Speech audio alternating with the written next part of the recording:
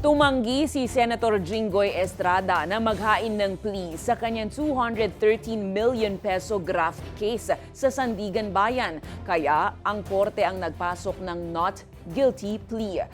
Ibinasura naman ng anti-graft court ang mga mosyon ni Estrada, kabilang ang mosyon na i-dismiss ang kaso.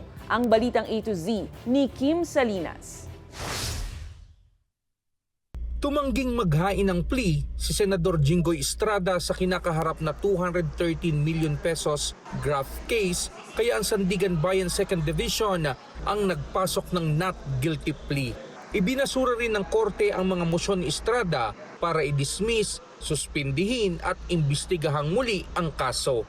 Sa arraignment naman sa 5th Division para sa kasong plunder na may kaugnayan sa umunay 573 million pesos flood control anomaly, ipinagpaliban ng korte ang pagbasa ng sakdala sa June 30. Pero nang tanungin sa nangyaring biglaang pagpalit ng liderato sa Senado kahapon, tinawag ni Estrada na unconstitutional ito at kwestiyon niya ang quorum. Ang iniinvoke nila, some senators are saying that 22 na lang yung mga senators because Senator Bato, in the word nito, and I am in detention, that is incorrect. We did not resign. Hindi kami. Buhay na buhay kami. We are not physically capacitated.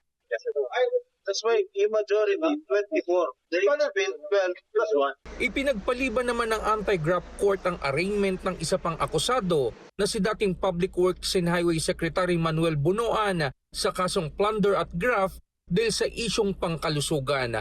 Kaya inutusan ng korte ang kanyang mga abogado na magsumite ng medical certificate, bagamat nauna nang naghain si Bunoan ng mosyon para sa hospital arrest. Para sa Balitang A to Z, Kim Salinas.